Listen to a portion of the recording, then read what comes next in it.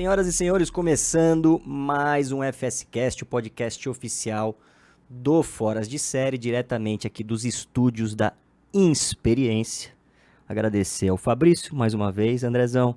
Agradecer ao Denilson Show. Chico Garcia, que é a turma que... grande elenco. E grande elenco, que empresta os estúdios pra gente. Nosso convidado de hoje... vai contar a história aqui, cara. Pô, já tava tem bom. História, já tava bom sem gravar, mas acho que tem um muita coisa aqui. Antes de começar o podcast. Eu vou trazer a minha cola pra cima da mesa e depois eu vou tomar dura, Luiz, porque tem bastante coisa pra apresentar aqui do Luiz, cara, antes dele falar. Mas o nosso convidado, galera, é Luiz Teles.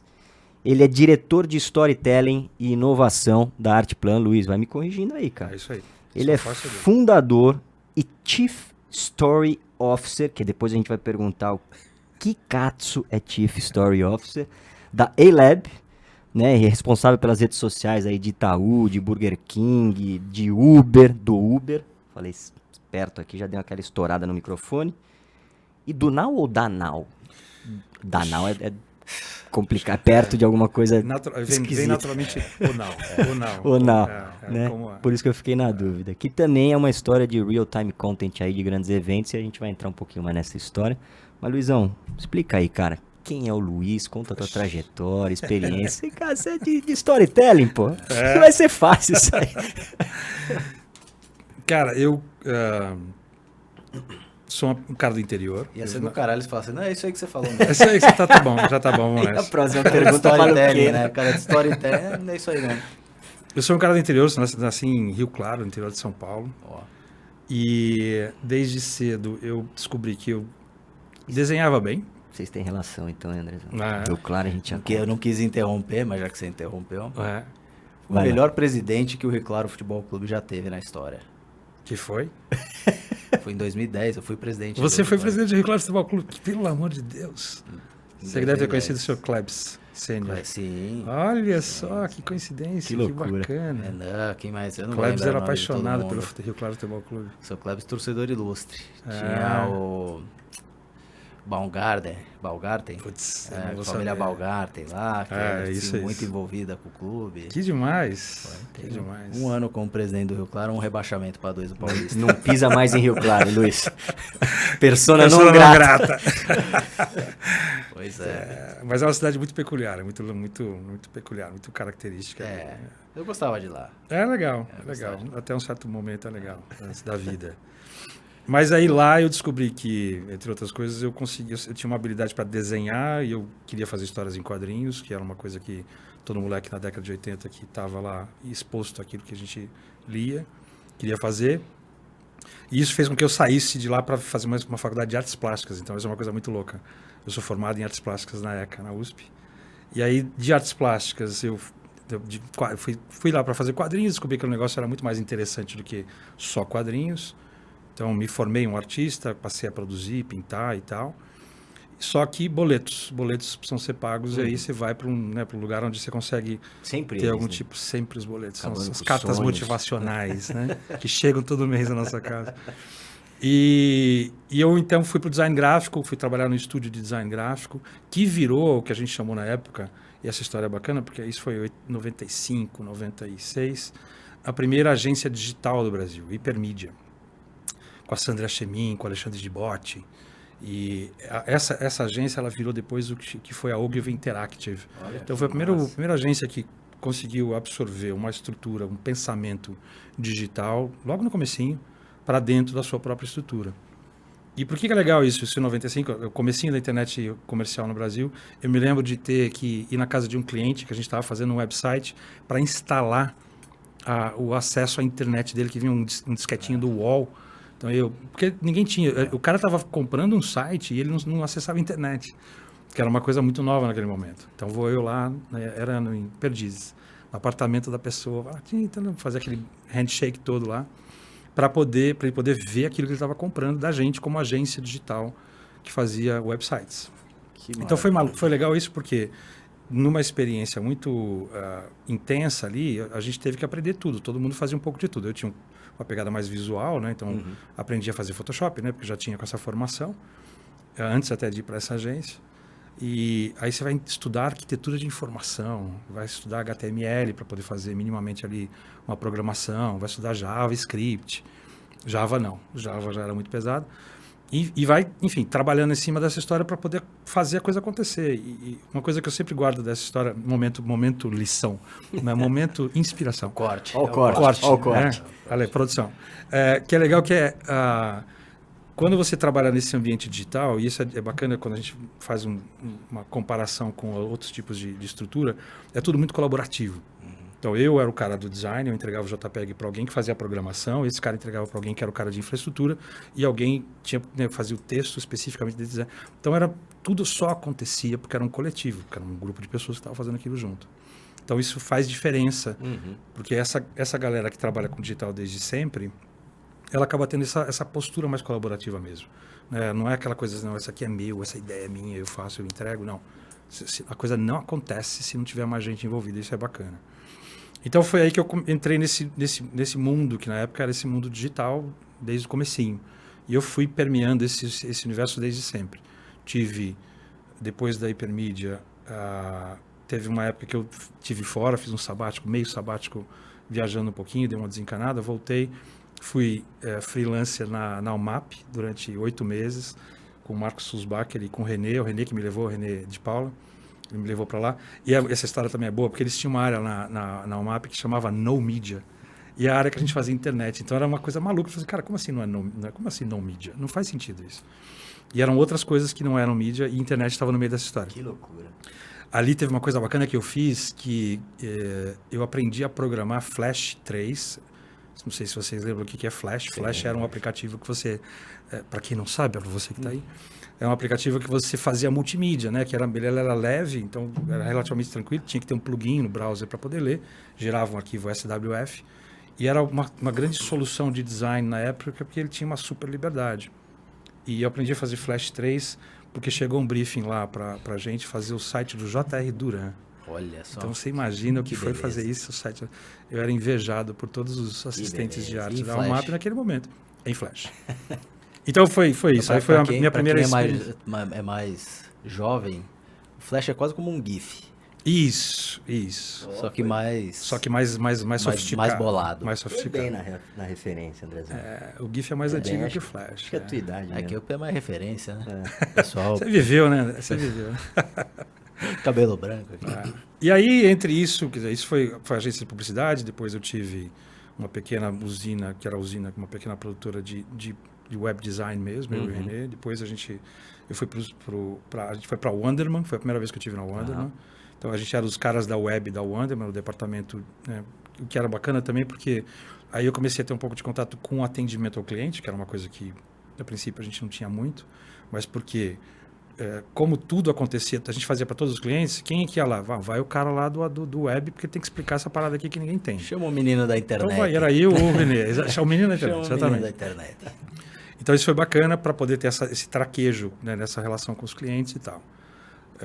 Depois eu fui para o Submarino, no comecinho, no começo de 2000. O Submarino tinha sido lançado em novembro de 99, eu fui para lá em junho de 2000 e fiquei 1 ano e meio no Submarino. Então eu peguei aquela coisa bem ainda bombada, bem cheia de coisas. Fizemos um redesign do site, sempre nessa coisa, né, dessa área de criação. Fizemos uma virada do site que foi super bacana, de mudar a interface, né? Outra coisa que você aprende quando você trabalha com digital é user experience, né? Então a experiência do usuário, usabilidade, coisas que normalmente alguém não teria nenhum interesse em aprender, a não ser que tenha que fazer alguma coisa relacionada a isso.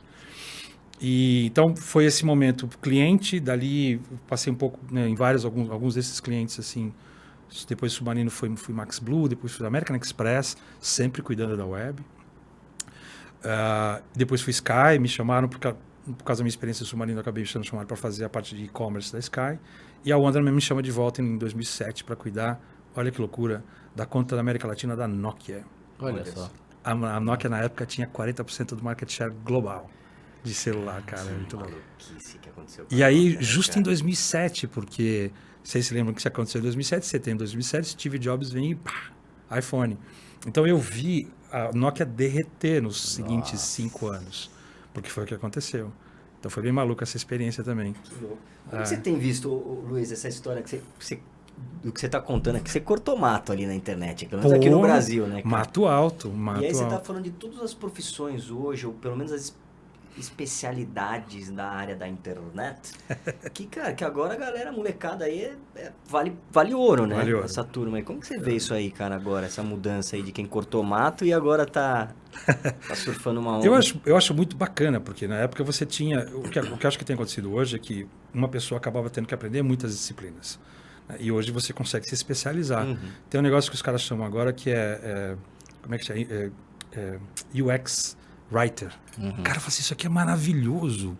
Do ponto de vista de... específico. É muito específico e é muito bonito, porque alguém que tem que entender de texto, de palavra, de maneira geral, mas tem que colocar aquilo dentro de um contexto de uso e dentro de um contexto até imagético, porque se eu vou fazer um botão com aquilo, o botão tem que ter uma palavra X, vai ser caixa alta, caixa baixa, qual é o entendimento. Pô, é um negócio complexo, mas é muito bonito. Então, o que eu acho legal é que essas coisas, elas foram aparecendo como coisas importantes. Elas sempre foram coisas importantes.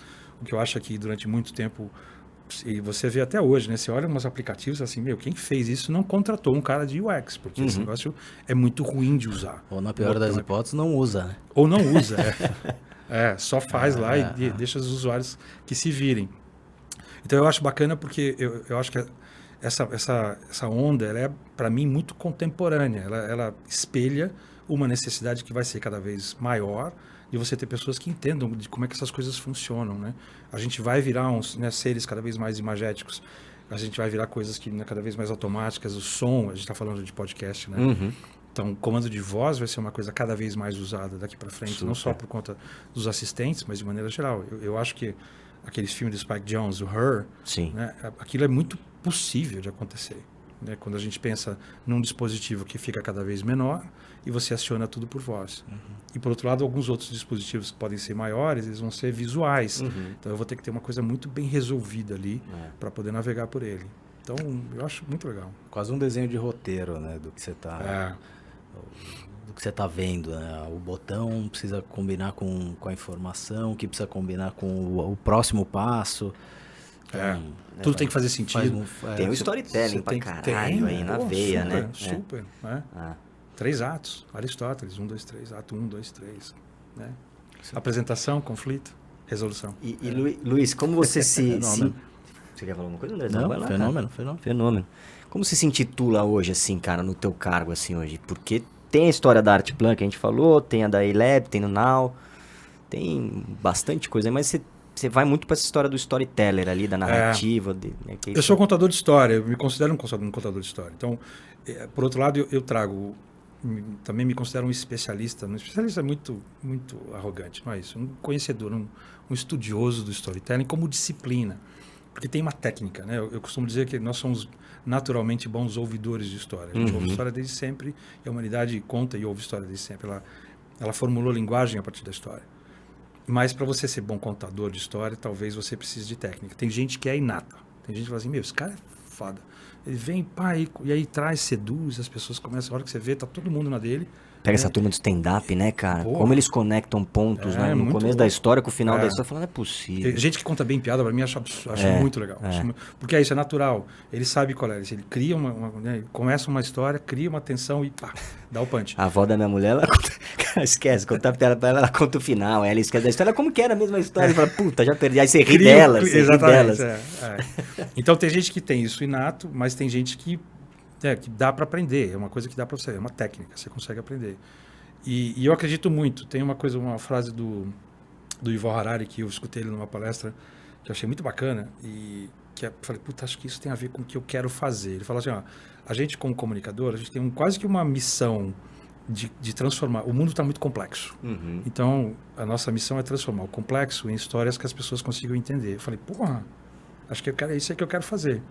E eu acho que isso descreve bem o que eu faço hoje em dia, em vários níveis, né? Então, às vezes, eu entro numa apresentação para poder olhar para aquela quantidade enorme de informação e tentar ajudar para que aquilo faça um certo sentido. Às vezes, eu mesmo faço a apresentação, às vezes eu vou contar uma história de uma campanha, às vezes eu vou contar uma história de um projeto que a gente vai desenvolver. Então, essa capacidade de olhar para várias coisas e achar uma ordem dentro dessas coisas, construir uma sequência que faça sentido, aproveitar de alguns momentos dessa sequência e até para chegar na emoção das pessoas, eu falo, pô, eu faço isso bem, acho.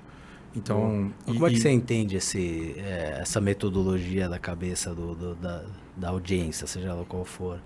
Assim, e eu tô perguntando isso porque a gente teve um papo com uma pessoa aqui conhecida nossa, anteontem, e ela estava explicando a metodologia, como é que fala? Quase que inata dela de como estruturar o storytelling dela. Fala, puta, não, eu peguei essa história para fazer um vídeo porque era um tema que tava latente, aí eu peguei e neste momento exato eu falei um palavrão para conectar com a audiência que não sei o quê, aí eu usei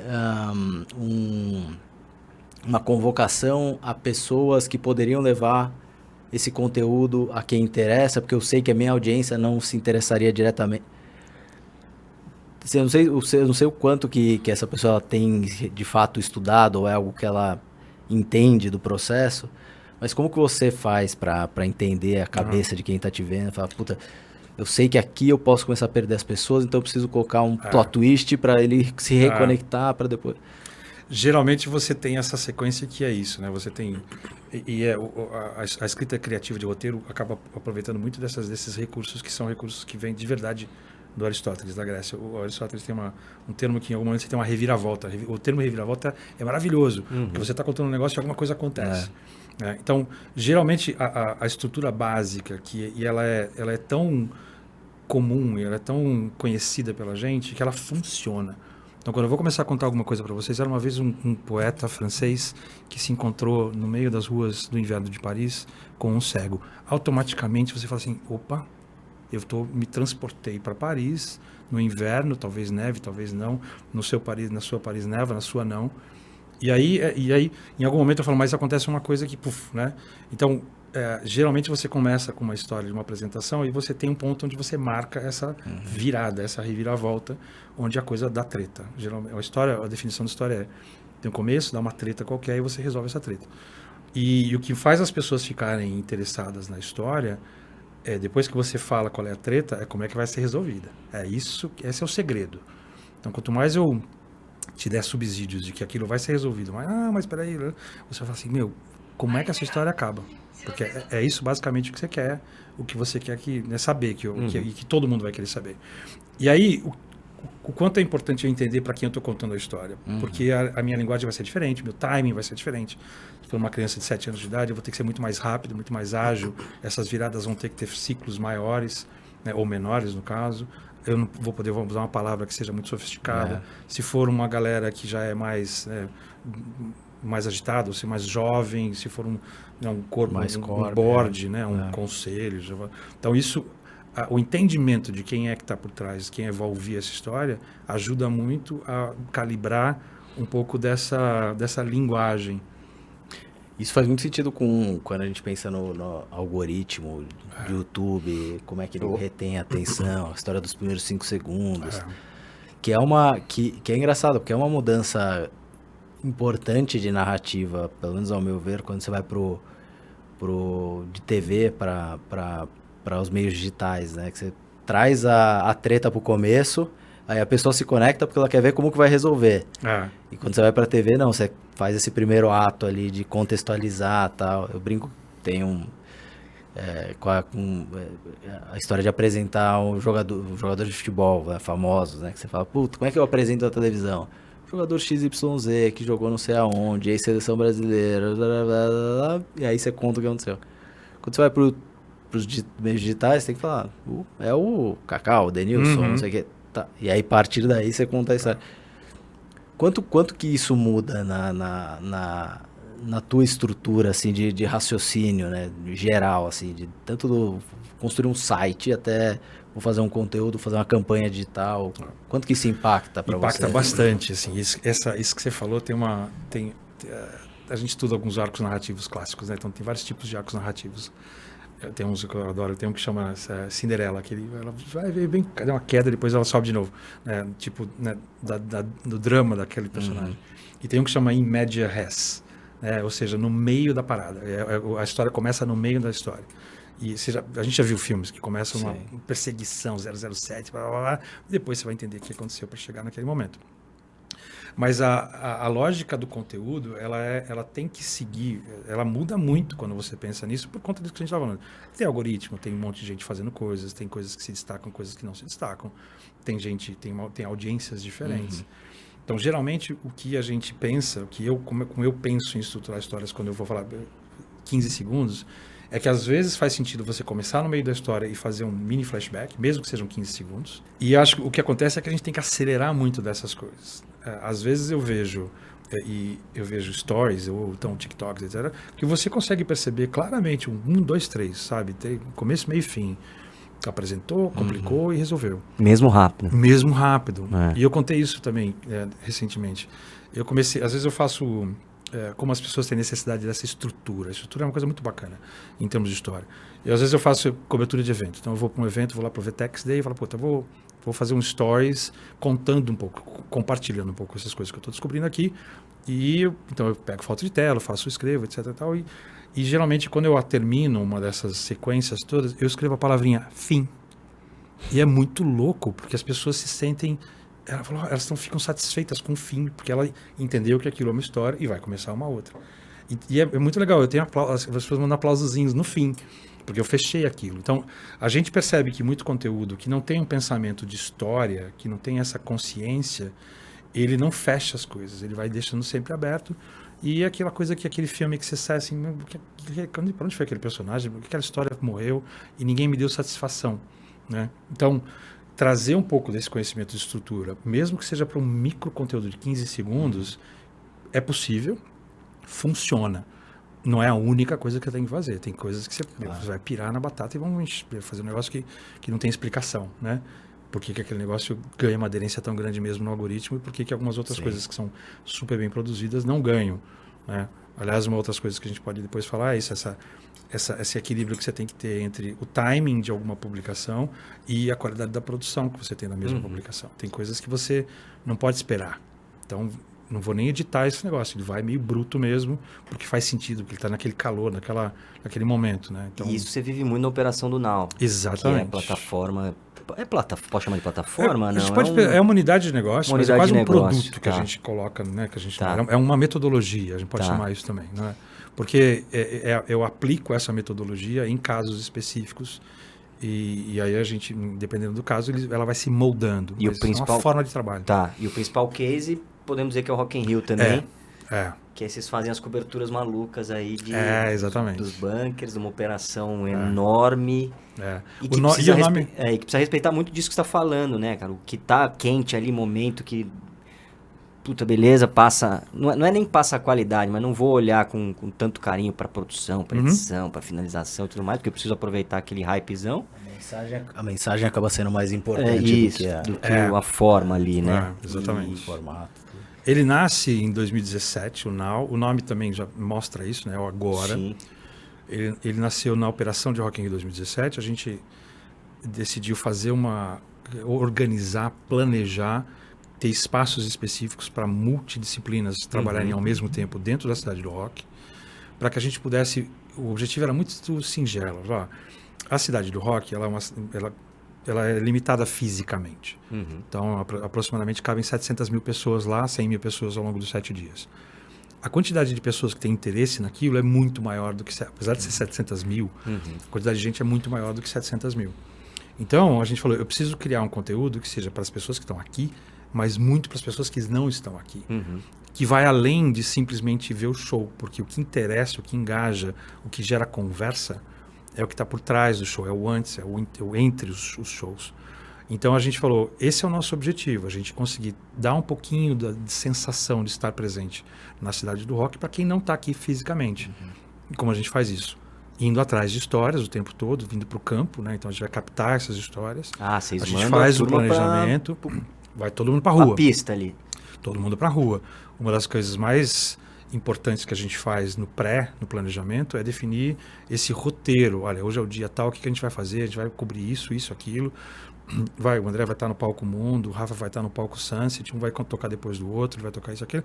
Então a gente cria um roteiro prévio que que ajuda na hora de capturar um pouco dessas coisas. E aí, no meio do caminho, o cara tá indo lá pegar assim, putz, eu vi uma história aqui de uma senhora que veio no Rock in Rio 85. Opa, isso aqui é legal. Deixa eu pegar aqui e trago ela para cá. Então, a gente captura isso, as coisas que estão programadas e as coisas que não estão programadas, volta para essa operação central física mesmo. E aí tem um pessoal que edita, cria, né, constrói a história, constrói a narrativa, faz o texto e publica ali em questão de menos de hora, às vezes. Tem coisas que são muito rápidas. Você vai pegar um cara com TikTok, por exemplo, ele já publica direto quando ele está lá no campo. Que loucura, né? Então, essa sensação de você, né, para quem está do lado de fora, de ver um show, né, do 30 Seconds to Mars, no caso, que era, né, e o Jerry Little, e aí aparece no feed dele, que ele tá vendo a TV, ele está aqui no celular vendo o que está acontecendo no Rock in Rio, e aparece uma foto do Jerry Little com um negócio de açaí na mão, com pó de açaí, e ele fala isso assim, açaí, my friends, açaí. Ele falou isso no começo do show. A gente pegou esse quote, fiz uma foto rapidinho, sei lá, coisa de 10, 15 minutos, já estava no ar, e a galera olha aquilo e ela sabe, aquilo para ela é uma extensão do que ela está vendo na TV. É uma extensão, e essa é a sensação que ela tem de que aquilo está acontecendo em tempo real. Então, isso faz com que ela se engaje com aquele conteúdo, com que ela compartilhe aquele conteúdo, com que ela entre na conversa daquele conteúdo. Então, essa instantaneidade, né, essa coisa de trazer rapidamente aquilo que está acontecendo no campo para uma estrutura que elabora essa história e coloca ela no ar, faz muita diferença no caso de um festival como o Rock in Rio. E a gente cumpre esse nosso objetivo, né? O cara que está fora fala assim, puxa, estão me dando um presente aqui, que às vezes o cara que está dentro, ou a cara que está dentro, nem tá vendo. não está vendo, porque está lá no show. E quem que aprova tudo isso? Não tem tem você, o editor-chefe, vamos dizer assim. A gente tem uma estrutura que tem pessoas que olham para todas essas entregas. Uma coisa que é muito importante dentro dessas operações de Now, ela aconteceu em 2017, foi só Rock in Rio. Tá. Ou seja, o nosso cliente era Rock in Rio, porque a gente já fazia as redes para eles. E a gente tinha um combinado que essa pessoa, né, no caso a gente tem uma diretora de real time, que é a Recruz, que é a Renata Cruz, ela olha, mas a princípio, se a gente está alinhado com um planejamento, se a gente está alinhado com um direcionamento visual que é feito antes, né? Toca o pau. Mais um damage control mesmo. Mais um controle de às vezes dá uma olhada assim, eu estou na dúvida, o que você acha disso aqui? Aí ela olha, mas geralmente o community manager, que é quem coloca a coisa no ar, né? Ele tem autonomia para fazer isso. E no caso do Rock in Rio, a gente combina, falar, eu não vou te dar nada para provar, beleza? Então você vai ver no ar. Confia em mim, vamos juntos, beleza.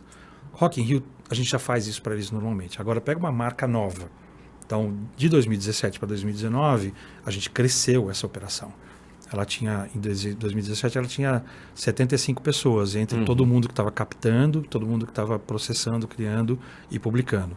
Já era bastante gente. 2019, a gente tinha 200 pessoas. Nossa. Então, porque além de Rock in Rio, a gente fez a cobertura das redes para Natura, para Heineken e para o Facebook, acredite se quiser. Eles estavam lançando uma campanha institucional e a gente estava lá para poder capturar histórias reais para grupos e postar enquanto o festival estava acontecendo. O Facebook era um dos parceiros. E como você encontra a linguagem, cara, o tom de voz, que muito se fala de tom de voz aí, a torta e a direito, mas quando você está numa mesma... Assim, essas 200 pessoas, imagino que elas estavam tocando essa operação Rock in Rio mais marcas. A gente alinha antes, Rafa. A gente, quando eu falo desse pré, né? Então tem um planejamento que está acontecendo nesse exato momento. Que a gente... Ops. Que já aconteceu, o planejamento, se a gente estiver falando na Semana do Rock. Que acontece antes, que primeiro, a gente tem um alinhamento com a marca. A gente não consegue construir nada do ponto de vista de conteúdo se eu não entender qual é o momento da marca, qual é o território que ela geralmente ocupa, sobre o que ela fala, quais são os assuntos. Isso tudo é insumo, e isso independente de ser conteúdo, de ser publicidade, de ser qualquer que seja. Então eu tenho uma parceria muito grande com as agências que normalmente cuidam dessas marcas, para que a gente possa receber deles, esse é o nosso momento de marca.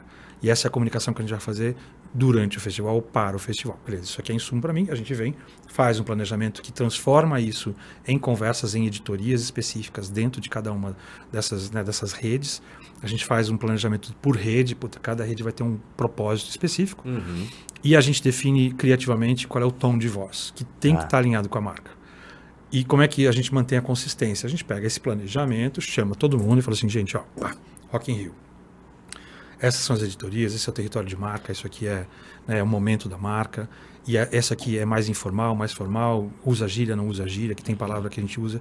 Então a gente brifa a equipe que vai estar ali no dia a dia para poder ter esse guia, vamos chamar assim, antes de postar qualquer coisa. E essa galera de community, por exemplo, vocês trabalham um para cada rede ou o mesmo community consegue? Depende do volume. Depende do volume. Geralmente, em operação de rock, eu acho que eu posso dizer que a gente tem praticamente um para cada rede. Para cada rede. Um para cada rede.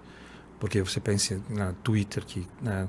E, de novo, cada marca vai ter um foco, vai ter um equilíbrio diferente, né? Uma combinação diferente de redes, mas Twitter é uma coisa frenética, né? Então você tem que ter alguém ali, não só postando, como você tem talvez, em alguns casos a gente tem uma pessoa postando e 2 pessoas reagindo às postagens, né? Que é muito o que a gente faz. A gente fez, por exemplo, pro IT, que é o Banco Digital do Itaú, a gente fez a cobertura em real time do No Limite, no ano passado. Né? Então, o que era importante para a gente ali? Reagir rápido a algumas postagens no Twitter que outras marcas estavam fazendo, que estavam patrocinando o programa também, ou os influenciadores, ou as equipes dos jogadores. Então, tinha muito mais gente fazendo esses reacts, que a gente chama, né? Do que necessariamente postando, porque o que era importante era entrar numa conversa que já estava acontecendo. Então, cada operação vai ter uma configuração diferente. Mas eu arriscaria, lembrando das colmeias que estão na minha cabeça agora, de todas essas marcas, eu arriscaria que a gente tem uma pessoa que olha para cada uma dessas plataformas. É bom, alinhando o objetivo, né? O objetivo aqui é mais reagir, beleza, carrega mais ali. Ter volume, contar a história do evento, carrega mais.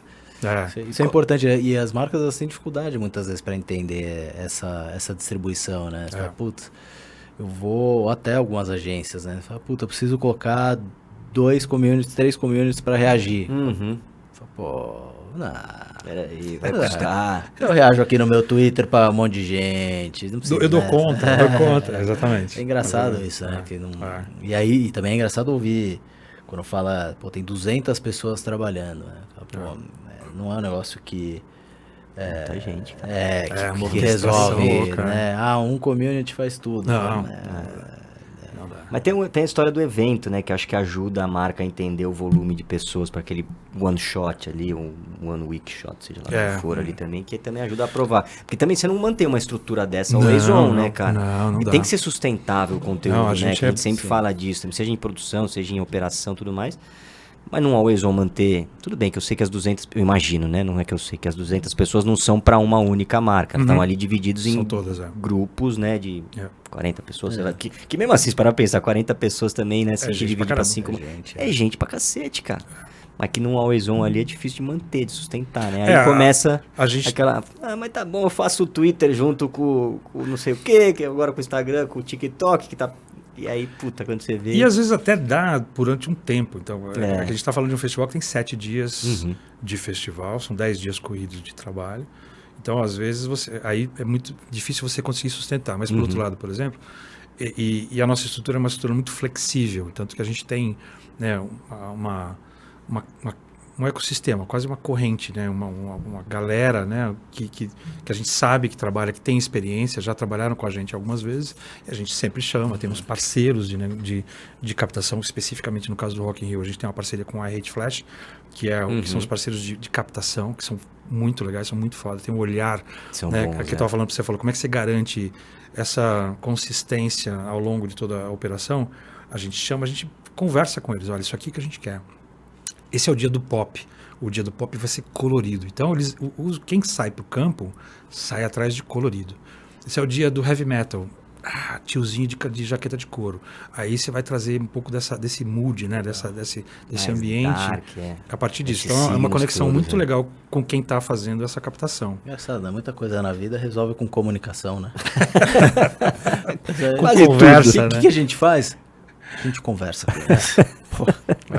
Mas tem casos, a gente fez, por exemplo, para a operação de Now, de um dia, para a cobertura do Oscar, né? Então, para Oi.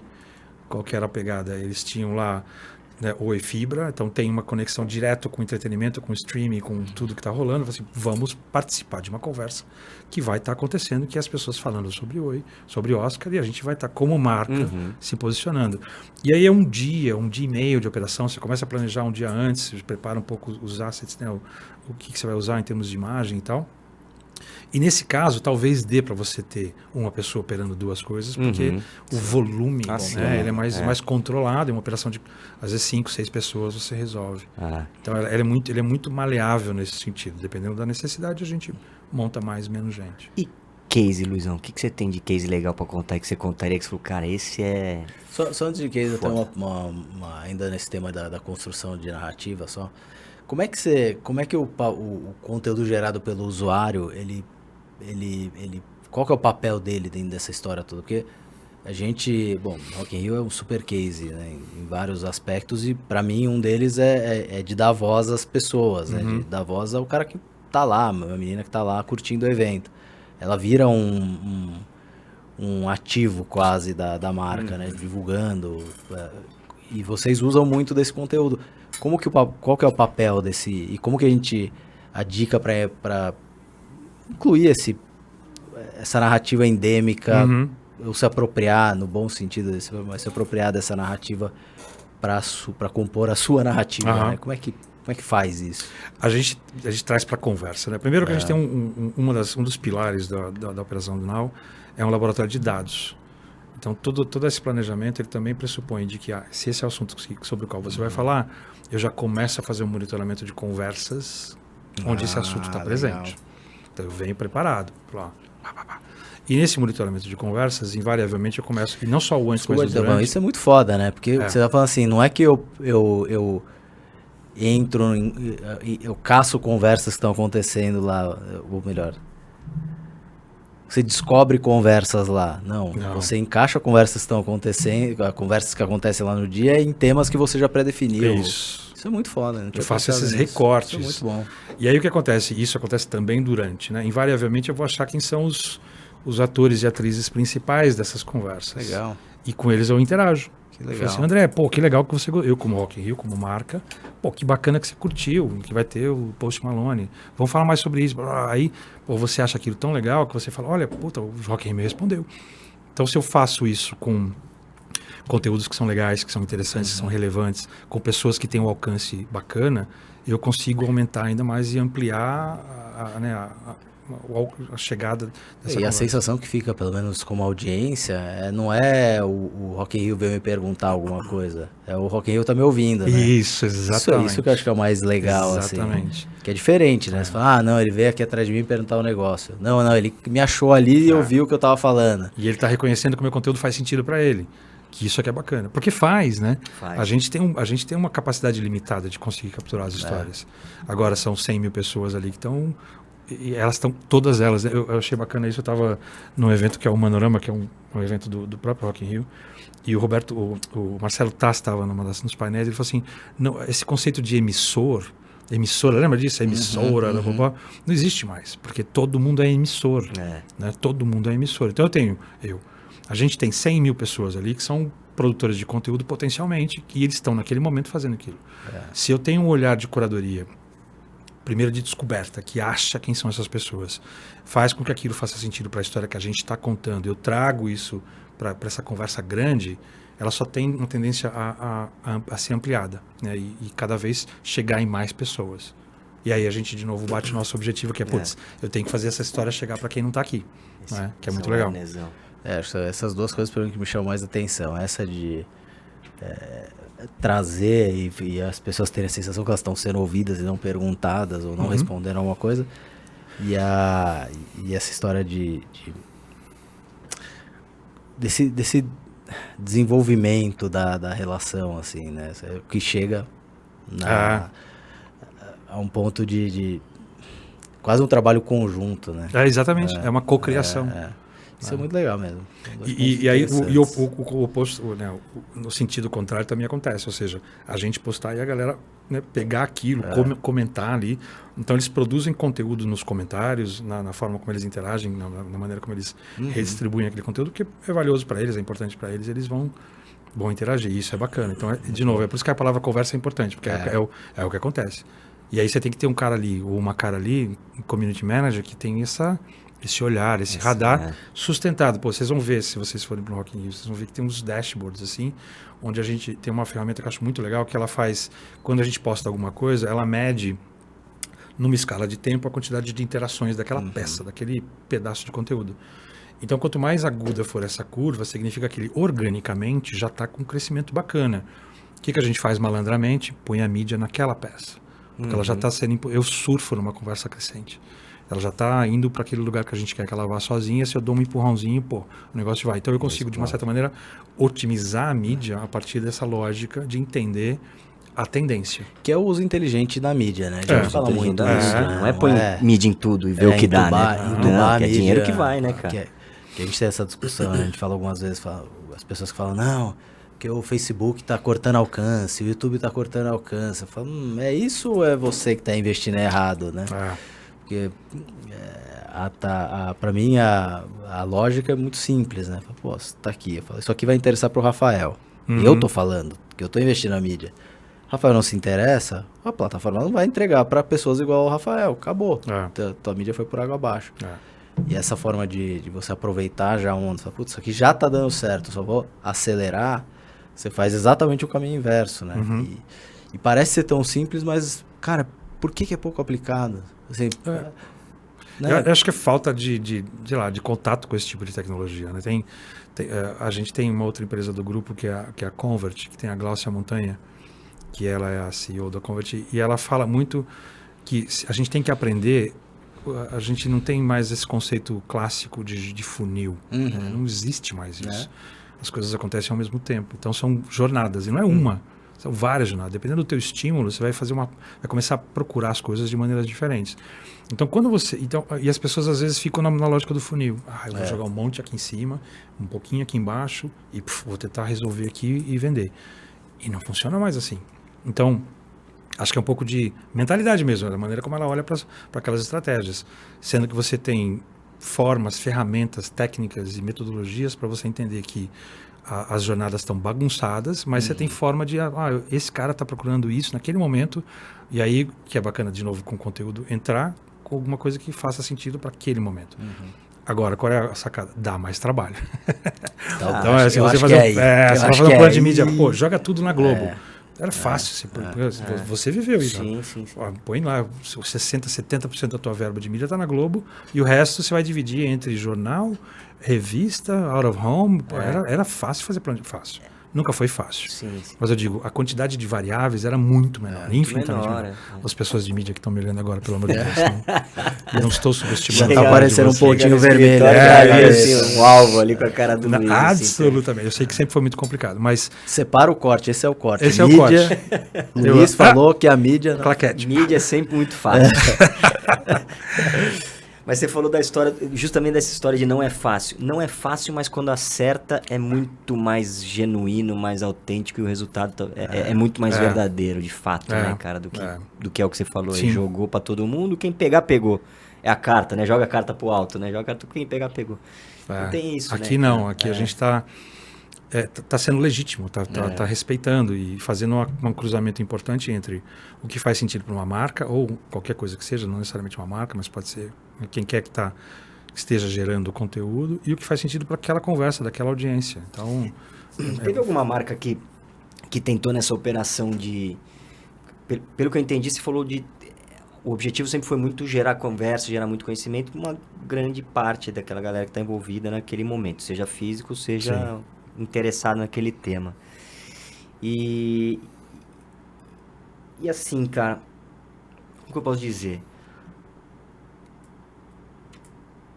Essa relação das pessoas com o conteúdo e das marcas com a performance, por exemplo, quando você vai jogar pra todo mundo, beleza, tô jogando pra todo mundo, a conversa da velhinha, do cara do Iron Maiden, enfim, do punk rock e tudo mais, mas as marcas, elas procuram nesses grandes eventos também gerar algum tipo de conversão ou não, cara? Depende da marca. Depende da marca. E é possível gerar nesse momento? Não, é super possível. Aí você falou de case, né? Uma operação super grande que a gente fez foi justamente pra Oi, acho que foi 18 isso, faz tempo. a gente montou uma operação para Black Friday da Oi. Tá. E ela tinha lá um desafio que era vender um pacote de dados específico, que era uma oferta que ela tinha. E uma parte importante daquilo era acontecer nas lojas físicas, não era tudo que você conseguia fazer online.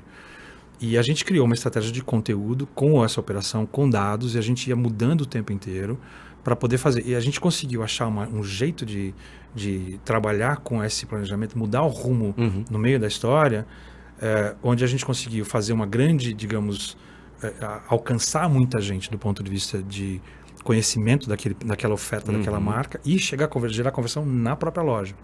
Tá. Então, fica um pouco... Às vezes a gente tem um pouco desse preconceito de que conteúdo não gera venda, mas ele pode gerar se ele for bem programado. Então, a gente começou a entender que algumas histórias faziam sentido de serem contadas como se fossem de maneira mais leve. Então, os conteúdos naquele momento começaram a ser engraçados. A gente achou um gato, esse gato virou personagem. Não vou lembrar o nome do gato agora, mas daqui a pouco eu me lembro. Quando tiver publicado, eu ponho lá no comentário. Mas o gato virou um personagem e ele começou a aparecer em várias situações que invariavelmente levavam para o produto. Isso é que é bacana. Então ele começa lá, como é que você está de boa vendo sua série? Era o gato de óculos escuros, tudo imagem de banco.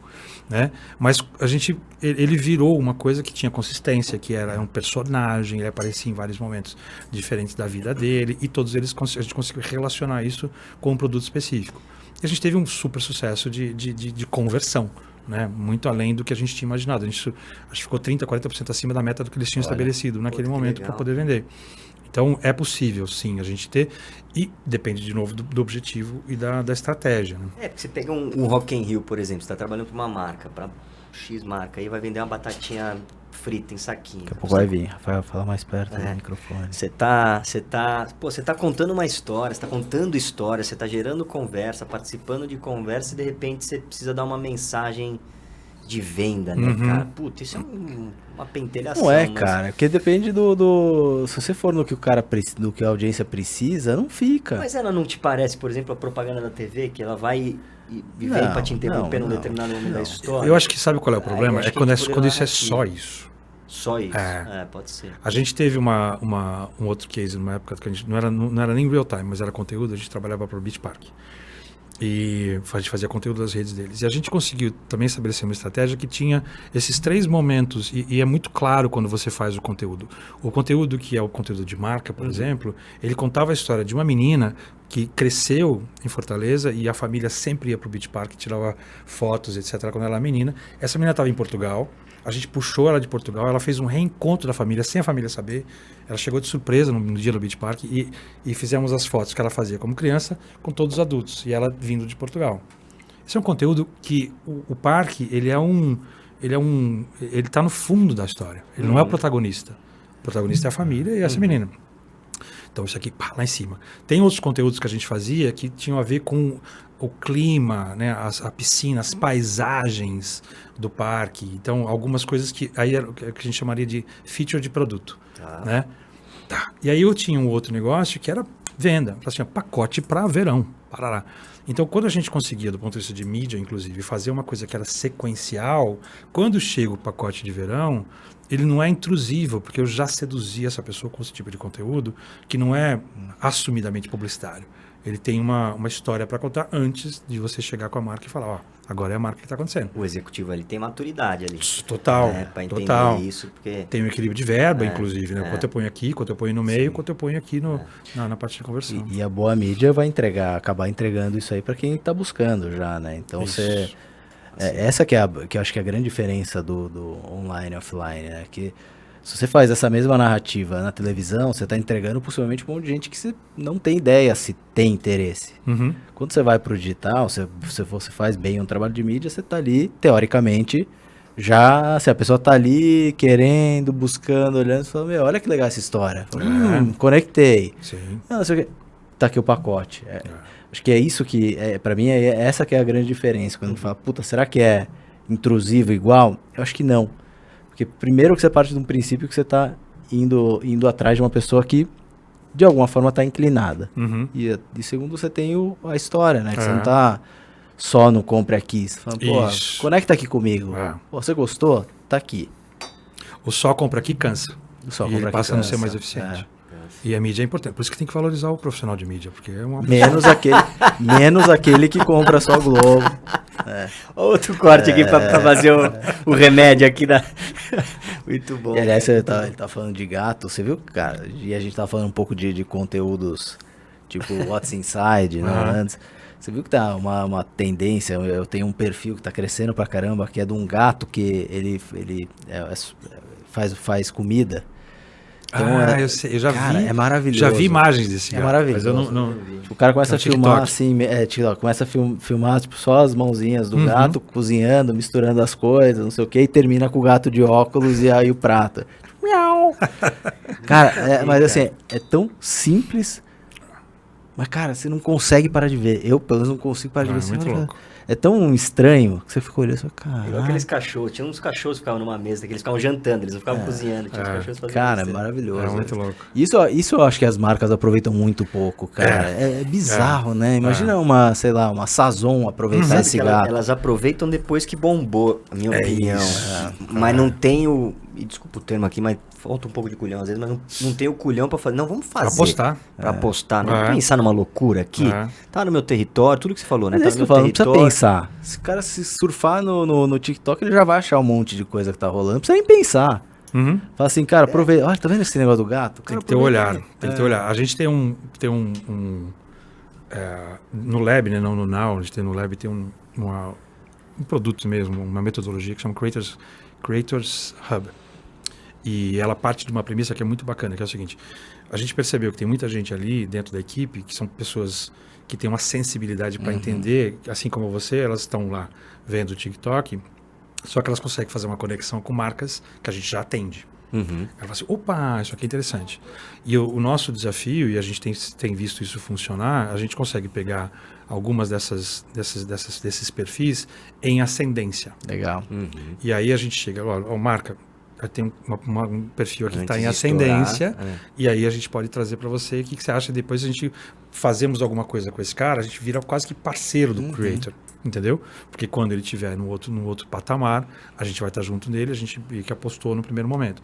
Então tudo passa pela curadoria, tudo passa pelo olhar sensível e saber o que faz sentido, e passa pela coragem, porque é isso que você falou.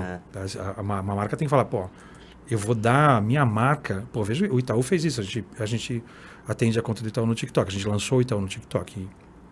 Começou ano passado, que a partir de uma indicação, né, ligaram para o Ronaldo, que é o CEO do... Falaram, a gente quer fazer um briefing com vocês, a gente vai passar um briefing que é se vocês fossem lançar o banco no TikTok. Sem concorrência, André. Olha que lindo.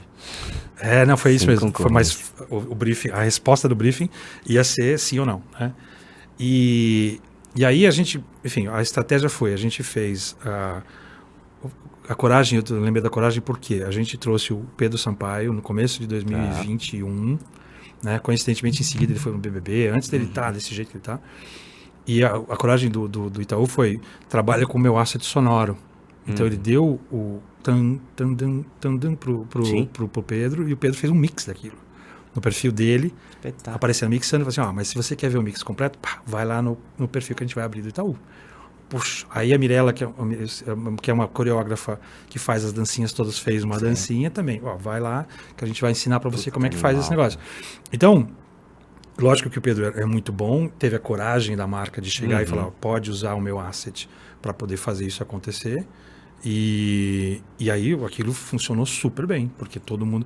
Eu não sei se vocês... Eu adoro o beat que ele fez, o mix que ele fez, é muito legal. É muito legal. Né?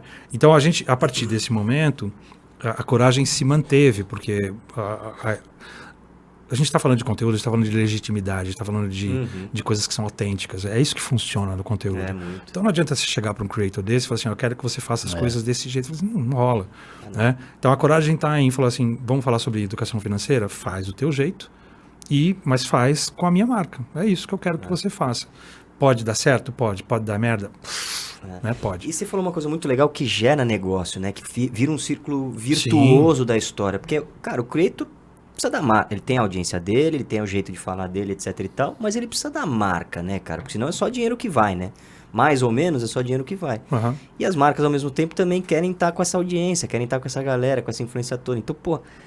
é bom fomentar cada vez mais essa história. E as marcas não tem nenhuma marca besta. Cara, né, mas eu vou te falar, olhando do lado do criador, assim, e tem muita crítica em cima das marcas, mas, cara, tem muita responsabilidade que é do criador, assim, de não fomentar essa relação, sabe? De não fomentar essa geração de negócios. Não é só a falta de coragem da marca. Não. Muitas vezes Não. cara, é difícil. Sim. O universo de creators ali, assim, É muito diverso também, né? Tem gente de todo tipo com todo tipo de experiência. Tem gente que tem um pouco mais de, digamos, de pensamento estratégico com relação ao próprio conteúdo. Tem gente que não tem, porque é uma questão, às vezes, de maturidade mesmo. E aí é bacana, e fazendo um pouco desse meu jabá, assim, eu acho bacana quando a gente trabalha e entra nessa relação, porque a gente, como um laboratório de conteúdo, a gente é apaixonado por conteúdo, a gente tem um pouco dessa linguagem do creator. Isso faz muita diferença. faz. Fazer essa intermediação, essa ponte, né? Entendendo como é que a marca funciona, entendendo qual que é o potencial, o lugar de potência daquele criador. Fala, cara, aqui tem match, porque o que acontece geralmente, às vezes é que você tem coisas que não dão match, fica esquisito, tanto para a marca quanto para aquele cara que está fazendo um negócio que claramente não se encaixa dentro daquilo que naturalmente ele faria. Então acho que a chave também está um pouco nessa sensibilidade de poder achar um criador, respeitar o espaço dele, a maneira como ele faz as coisas, e fazer essa ponte com a marca e falar, segura a onda aqui. E fazer com que ele entenda que precisa ser, assim, ceder em algum, não mudar o conteúdo, mas ele precisa ceder um pouquinho, Sim, né? sim. Tem uma adaptação, um equilíbrio, né? Às vezes tá a marca aqui, o criador aqui, os dois precisam chegar pelo menos aqui, assim, meio equilibrado pra coisa acontecer. E muitas vezes não é o que acontece aqui. O cara fala, não, mas pra mim tem que ser assim. Só assim eu não... Não, beleza. Dá pra aumentar o logo? Mas eu vejo um pouco pegar o Júlio, André Cossielo, por exemplo, ele consegue, cara, trazer do jeitão Júlio de ser, que é muito característico, cara, atributos foda de uma marca de uma caixa de som, cara. Entendeu? Ele fez outro dia um conteúdo super, assim, guardado as proporções das produções, óbvio. Mas, cara, que era isso, cara. Caixa de som, aí ele brincou com a mulher dele, a caixa de som que explodiu o cabelo, o vento no cabelo, liga mais alto, liga mais baixo. É super legal, cara. É o jeito do Júlio de falar. Porque tem um jeito de ter Então, acho que é a criatividade e a narrativa da história, né? Independente da qualidade de produção. Por isso que eu entendi o que você falou, mas eu acho que se a gente começa a tentar trazer o equilíbrio para a audiência do criador de conteúdo, para que a marca tenha ali o equilíbrio junto com o criador. Cara, eu acho que você começa a desconectar. Eu acho, minha opinião. Acho que você começa a desconectar um pouco. Por quê? Porque eu tô indo muito pro publicitário aqui. Não, mas não é de ir pro publicitário. E a adaptação que eu tô falando é que, assim, eu vou dar um exemplo meu, para não falar de ninguém. Eu fundei o Desimpedidos, né? De futebol e tal. E no começo a gente falava, os nossos conteúdos, eles eram super agressivos. A gente tinha... em termos de linguajar, né? A gente tinha coisas assim, falando que, porra, são coisas que não dá pra se falar hoje, assim, né? De verdade, assim, que a gente para pra pensar, fala, cara, como a gente era irresponsável. E a gente teve que se adaptar. A gente não se a gente queria ter marcas grandes, marcas globais, eu não ia mudar o meu jeito de comunicar, que a gente não mudou. Mas a gente adaptou, é isso que eu tô falando, sabe? Pra não falar de outros, falar de um case... que eu posso dizer, assim. E a gente realmente adaptou. O conteúdo, ele mudou de alguma forma. A gente, hoje, o Desimpedidos hoje talvez o canal de esporte que mais tenha marcas globais ligadas. Por quê? Por causa dessa adaptação. Tem canais que são muito maiores hoje em termos de view do que o Desimpedidos. Só que não tem tantas marcas, porque talvez não querem chegar nesse equilíbrio. É mais nesse sentido. Não é corromper o conteúdo, corromper o DNA. Longe disso. Eu sou 100% contra isso. Mas, da mesma forma que a gente fala, precisa ter coragem da marca, precisa ter coragem do criador também, em aceitar que, cara, se eu quiser realmente chegar nesse patamar aqui, eu tenho algumas coisas que eu preciso entender, cara. Porque esse não é é fácil. Esse é o negócio dele, né? Então, como eu falei, às vezes tem graus de maturidade diferentes e tem gente que já tem um pouco mais de consciência disso e fala, não, vambora, dá pra fazer isso sem perder a minha essência, né? A gente viveu uma época de influenciadores do comecinho, onde todos eles viraram garotas propaganda. Então, eles quase que rifaram a essência, porque tudo que chegava... Eu me lembro de um de um meme que era o The Rock, logo no começo, lá, deve fazer uns 10 anos atrás, que era ele, assim, todas as marcas que patrocinavam ele naquela época, assim, como se fosse um macacão de Fórmula 1, sabe, com um monte de marca. E eram coisas absolutamente díspares, entendeu? Não fazia o menor sentido. Então ele estava ali como mídia, só para falar aquela coisa, tá conversando com você. E agora, atenção para os nossos comerciais. Tipo, não fazia sentido para ele do ponto de vista de conteúdo orgânico, mas a gente já passou, tá numa outra fase. E o que eu acho bacana de hoje, para mim, marketing de influência vai ser uma das formas que a gente vai ter de evolução do que a gente está vendo hoje. Né? Faz parte um pouco dessa coisa de sair das redes, sair das plataformas, Web3 e tal. E marketing de influência vai ser uma dessas maneiras da gente conseguir escapar um pouco dessas grandes plataformas com as pessoas falando por si só. Então eu acho que é muito importante entender como é que isso funciona. E o que a gente tem hoje diferente do que a gente tinha no passado é essa variedade, essa diversidade. Essa coisa de nichos que a gente estava falando, né? Pô, às vezes o meu conceito de audiência pode ser 100 pessoas, né? Mas pode ser 100 pessoas que, se eu for fazer uma coisa recorrente, me sustentam aquela história. Então, a riqueza com a qual a gente tem hoje para contar, para fazer esse tipo de estratégia é infinitamente maior e é muito mais legal. Sim, mais legal. eu também acho. Muito mais legal. E o Luiz fez o jabá dele e falou, pô, mas Itaú tem tudo a ver com empreendedorismo, né? Não sei, Ó o logo, não sobe sei, o logo. não sei. O estúdio novo todo preparado para Deixa sua pra lá, marca deixa aqui, pra sua lá. marca aqui, sua marca aqui, sua Contrapartidas. marca aqui. Vai aparecer ali, vai aparecer aqui. Vai ser citado 3 vezes. Vai ser citado 3 vezes, tem um Tipo spot, a loira do link na banheiro. descrição, QR Code, Tipo a loira do tudo, banheiro, a gente fala 3 vezes pra aparecer. Então. tudo. Ô Luiz, e as grandes influências, cara? Tipo uma Anitta da vida, que foi inclusive pro Rock in Rio Lisboa, não sei se você teve alguma questão com ela, alguma coisa, alguma Eu convidei história ela com para ir ela. lá, na verdade. Se ela, assim, ela não estava afim, eu falei, Anitta, vamos. Aí ela, aí Se ela falar convenceu. que não... ela falou não pro Roberto Medina, eu falei, não.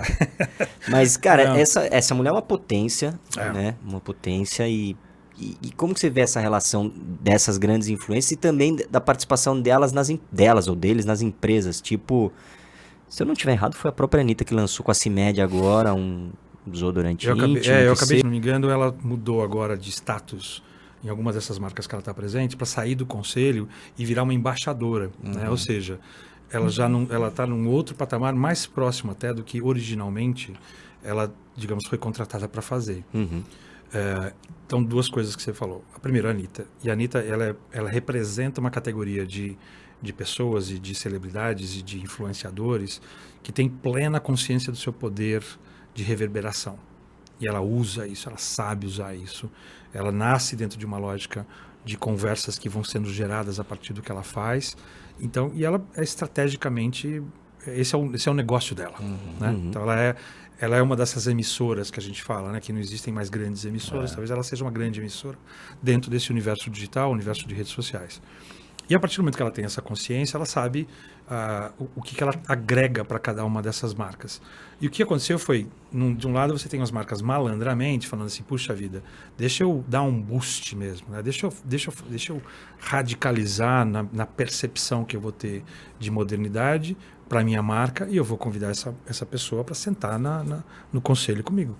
Porque ela de verdade agrega, ela sabe fazer isso, ela sabe construir uma coisa, né, uma marca a partir de pouco e fazer com que ela se transforme em alguma coisa. Sim. Porque ela tem um poder de mobilização de audiência fenomenal.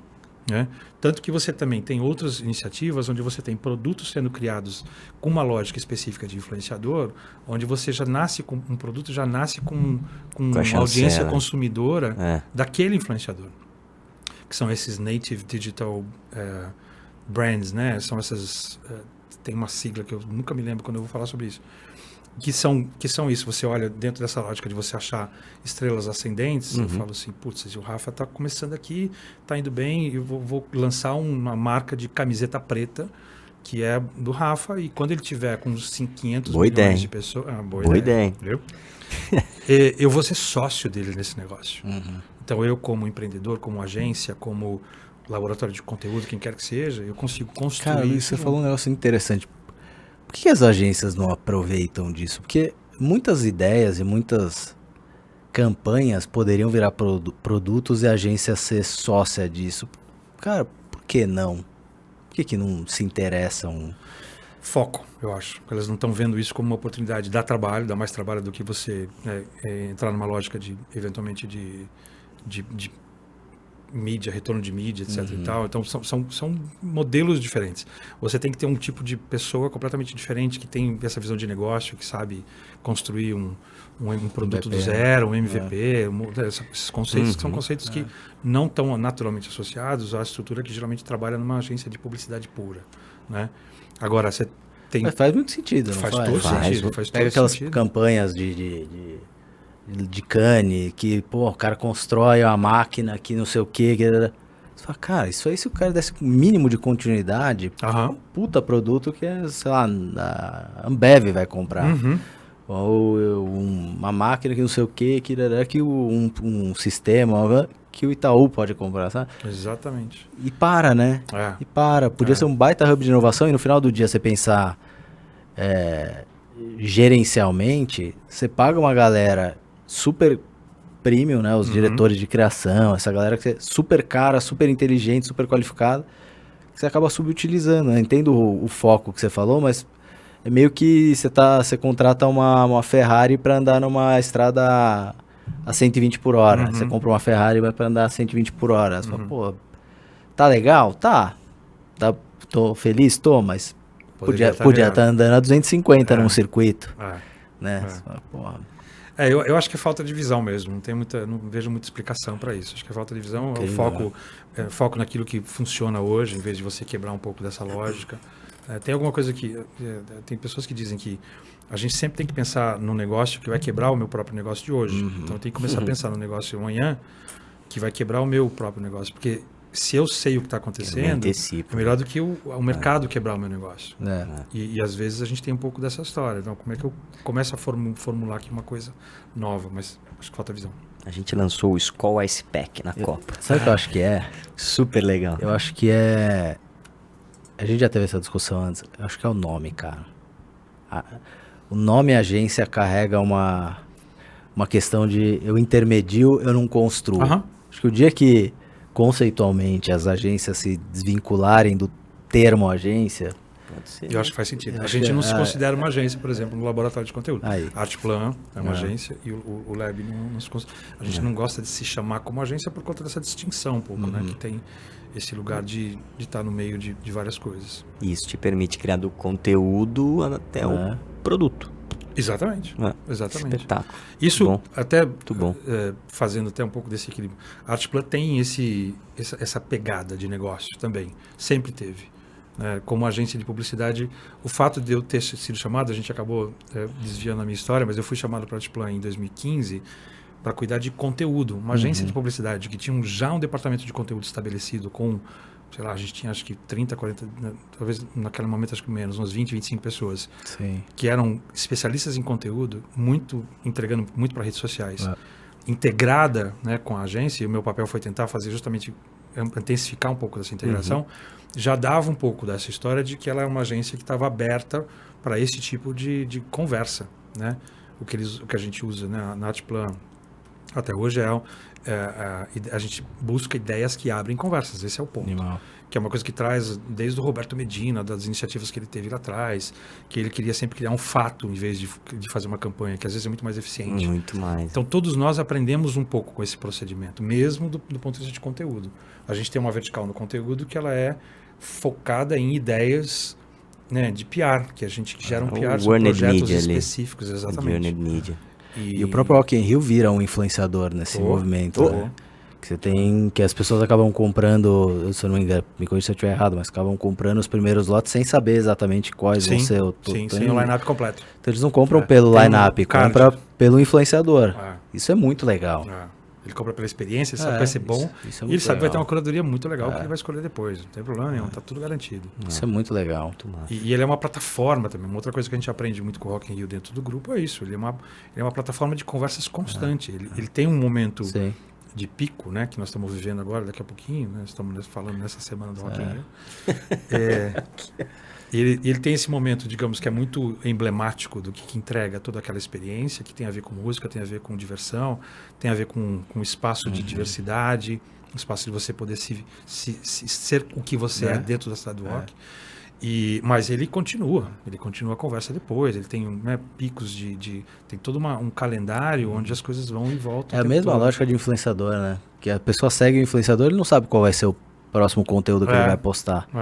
Mas ele segue e tem diferentes narrativas ali que acontecem, principalmente influenciadores que contam de vida, tudo. Você não sabe o que vai acontecer na vida do cara, mas você segue porque você está interessado. Então é muito legal essa forma do Rock in Rio de ser um influenciador e as pessoas seguirem, independente do conteúdo que vai ser publicado, né? Ele tá na estrada há um tempinho também, o Rock in Rio, né? Acho que faz um tempo. Ô, Luiz, antes da gente entrar na pergunta final, que é sobre referências, queria trazer a história do começo, na verdade, que é do cargo, cara. Do Chief Story Officer. Isso é um cargo oficial mesmo? É um cargo oficial. O que aconteceu foi que a minha trajetória dentro da Artplan, ela foi se expandindo, né, de conteúdo. A gente tinha dentro da estrutura de conteúdo uma estrutura de BI, de Business Intelligence. Essa estrutura foi crescendo pela necessidade da gente e do próprio mercado. Ela virou uma estrutura separada. Em um dado momento eu estava gerenciando 40 pessoas entre conteúdo e BI e começa a ficar muito complicado de você estar próximo dessa equipe, né? Mesmo que você tenha ali uma estrutura para poder gerenciar. A gente resolveu fazer uma mudança então e fazer um spin-off de BI de conteúdo. Ao mesmo tempo eu estava já trazendo pessoas próximas de mim para poder assumir um pouco daquilo que eu estava fazendo dentro da área de conteúdo, fazer essa conexão com criação, ficar o tempo todo ali tendo certeza de que uma ideia que é criada, ela vai viver bem nas redes ou em qualquer lugar que a gente queira que ela viva, né? E então chegou em 2020, começo de 2020, a gente, né, trouxe para a Artplan o Eduardo Sumi, que é um cara que tem uma história muito bacana com Flag e tal, para poder assumir a área de Business Intelligence. Ele, na verdade, ele criou uma área de Creative Data. Então, eu sei que a gente fez esse spin-off. O conteúdo, eu comecei a perceber que já tinha lá umas lideranças que estavam tocando. Eu cheguei para o Rodolfo e falei, Rodolfo, eu falei para ele, eu quero ser Chief Storytelling Officer da Artplan. Aí ele falou, eu fiz uma apresentação para ele que fazia sentido isso, porque qual é o racional? O que a gente faz é contar história. Eu sou apaixonado por história. E cada vez mais eu vou percebendo ao longo desses últimos 2 anos e pouco, 2 anos e meio agora, o quanto o fato de que tem alguém olhando para essas histórias e alguém, de uma certa maneira, educando, num bom sentido, outros contadores de história com esse mesmo olhar, ou como isso faz diferença numa apresentação, numa concorrência, numa reunião, às vezes, numa live que a gente vai fazer. Então eu trouxe um racional para ele de coisas assim. A IBM tem um Chief Storytelling Officer já há 10 anos. Que massa. É uma posição que começa a aparecer corporativamente falando e faz sentido, porque ela acaba ajudando.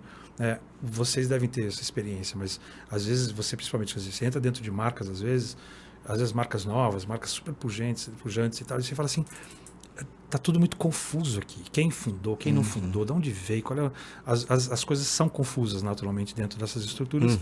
E aí vem a necessidade de alguém que chega e fala assim, peraí, vamos organizar essa parada aqui, vamos fazer isso aqui, tal. E eu me propus a ter esse papel. E ele falou, beleza, vamos embora. Que massa. Só que eu vou colocar para você vai ser diretor nacional de Storytelling e inovação, porque ele traz a inovação também para esse cargo, para esse olhar. Então, qual é a relação que a gente vai ter com o processo ágil, essa vontade, esse procedimento de startup, como é que a gente começa a também trazer isso para dentro do dia a dia da agência. E foi ótimo. Então, eu me autodeclarei Chief Storytelling, já o diretor de Storytelling, no caso da Artplan. E no caso do Lab, também, a gente naquela época tinha lá o Ronaldo como CEO, aí eu falei, aí ali a gente tem um pouco mais de autonomia, né, que a gente participa da história.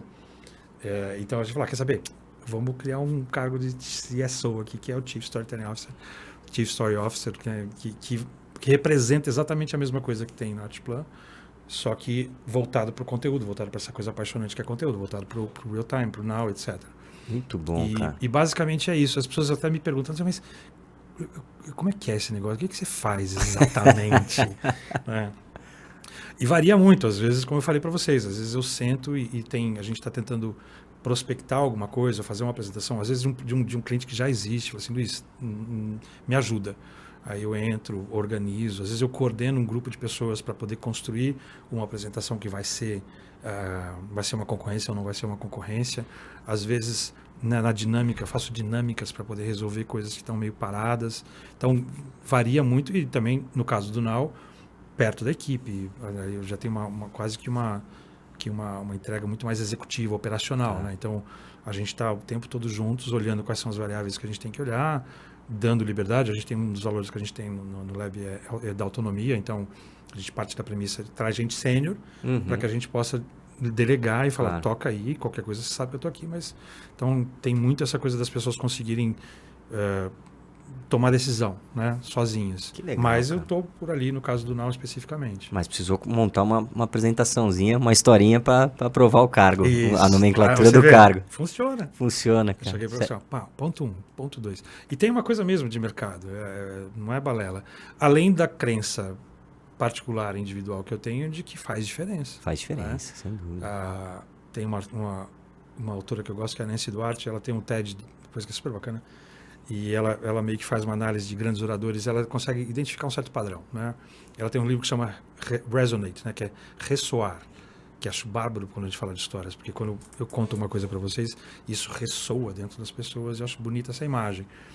E ela fala isso. Cara, posso falar? É o exemplo que você deu exemplinho ali de Paris, a história do autor que encontra o cego, não sei o que, né? E ela fala isso, ela fala, você pode ter a ideia mais maravilhosa que você quiser, que você puder, pode ser revolucionária, se você pode não souber acabar contar, com a seca. Se você não souber contar, ninguém vai saber e ninguém vai se engajar na sua ideia, e ela morre com você.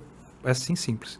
Então é muito bacana, eu fico até arrepiado quando eu penso nisso. Legal. Quando você entende dessas lógicas, dessas mecânicas, desses cliques mentais, né? Entende que quando a gente conta uma história, né, o cérebro libera ocitocina, que é esse hormônio da empatia, sabe? Tudo isso faz parte desse momento mágico, né? Que eu creio nisso, acredito nisso, gosto disso, apaixonado por isso. Então, não só a crença pessoal, como dados. Você vê assim, tem tal empresa, tal lugar, tal blá, blá. Existe uma carência muito grande dos líderes hoje de serem bons contadores de história. Isso é fato. Primeiro porque tem uma expectativa crescente da liderança de que eles passem a ir atrás da inovação, a engajar as pessoas para coisas, para mudanças, tem que essa coisa da mudança toda. E você não vai engajar ninguém se você não contar bem uma boa história para poder trazer essas pessoas juntas. Exato. Então, daí vem esse espaço, essa disciplina, essa coisa mágica que é a história. Muito bom. A turma te procura para essas ajudas que você falou no começo ali, mas para educar mesmo, para ensinar. Você compartilha seu conhecimento para caramba. Sim. É legal. Eu dou aula, dou palestra. A gente que massa. Estamos com um curso de real time agora, né, finalizando, que tem a ver com essa. A gente está explicando como é que funciona o Now. Legal. Né? Então é um curso que ele tem duas. Esse curso é digital ou é presencial? É digital. Ele tem um pouco dessa função de aumentar a nossa base de pessoas que estão dentro desse universo do real time, do tempo real, e ao mesmo tempo fazer uma capacitação. Aonde que acha o curso? Isso que eu ia perguntar. É na Upper School. Tá aqui o link, ó. Cadê? Aqui. Upper School. Caixinha. Aí, é uma parceria quero ver, Kurt. Uma parceria que a gente tem com a Upper School. E eu tô já elaborando, logo assim, a gente fez um curso com eles que chamou Criador, que tinha o foco na parte de conteúdo mesmo, criação de conteúdo, processo de criação de conteúdo. Esse segundo curso é o curso de Real Time, que conta um pouco da metodologia do Now. E a gente tem um outro curso que eu tô acabando de fechar, isso é uma coisa de time mesmo, que se chama O Storyteller, né, que traz isso para essa coisa mais prática mesmo, né? Como é que a gente pode pensar, tanto pessoal quanto corporativamente, nessa disciplina do storytelling como forma de você, né, voltar para aquela coisa do transformar o complexo em histórias, que a gente tem essa capacidade. Pô, vou fazer minhas anotações aqui da Upper School, né? Para procurar o curso. Muito bom, Luiz, cara. Quero te agradecer aí, mas sem sair, sem a pergunta final. A gente sempre pergunta sobre referência, assim. Ele falou várias, né? Falou várias, é. Durante o papo ele falou várias referências. Mas eu até afunilar um pouco mais a pergunta, sua referência neste universo de narrativas, ou se quiser um criador de conteúdo que você acha foda, que tem esse poder. Enfim, mas quem que é que você se inspira também, cara? Enfim, pode falar o que você quiser, pessoal. Cara, eu gosto muito, tem um livro que foi muito importante para mim, nesse processo de aprendizado, de como é que essas coisas funcionam, que é um cara que se chama Christopher Vogler. Tem 2 livros que acho que são meio fundamentais nesse sentido, que é esse, que se chama A Jornada do Escritor. Então ele é um livro que ele traz a jornada do herói clássica, que eu tenho questões com relação a a capacidade dela ser tão universal assim quanto o Campbell disse lá atrás, não é? Né? Ela está ignorando algumas coisas. Eu vou dar 3 livros para você, ou 3 referências. Então o Vogler é legal porque ele sensibiliza aquela pessoa que tem esse desejo e ele te dá referências, ferramentas para poder fazer isso do ponto de vista conceitual mesmo. Então eu acho bacana, o título é bem isso mesmo, é uma jornada do escritor com coisas que são importantes para alguém que quer contar histórias saber. Tem um outro cara que é um pouco mais técnico, né? Ou seja, que fez diferença para mim, foi um dos primeiros contatos que eu tive com o roteiro na minha história, que é o Doc Comparato, que ele faz quase um manual de escrever roteiro, que implica em novelas, TV, cinema, etc. Legal. Por que isso é legal? Não necessariamente você vai ser roteirista, você pode até se virar um roteirista, mas ele te dá tantos subsídios para você entender e incorporar dentro da história que eu acho que faz sentido, né? Mas recentemente eu estou revendo toda esse meu repertório, porque eu estava fazendo preparando uma dessas palestras sobre storytelling e eu percebi que as minhas referências eram homens brancos, provavelmente heterossexuais. Eu falei, tem coisas aqui que eu preciso buscar outras referências, né? Então, em vez de ter o Campbell na Jornada do Herói, tem a Maureen Murdock que faz a Jornada da Heroína, entendeu? Então, também buscar um pouco desse contraponto para não ficar numa bolha, numa coisa patriarcal branca o tempo todo, como propagação de conhecimento. Então tem várias dessas iniciativas, né, de Amila, tem várias dessas coisas que começaram a fazer parte um pouco desse meu repertório. E uma delas que é bem interessante, porque mexeu um pouco comigo, é um livro que chama Queda do Céu, que é um livro do Davi Copenaua e do Bruce Albert, que é um antropólogo. O Davi é um líder Yanomami que está liderando, né, esse povo há 30 anos.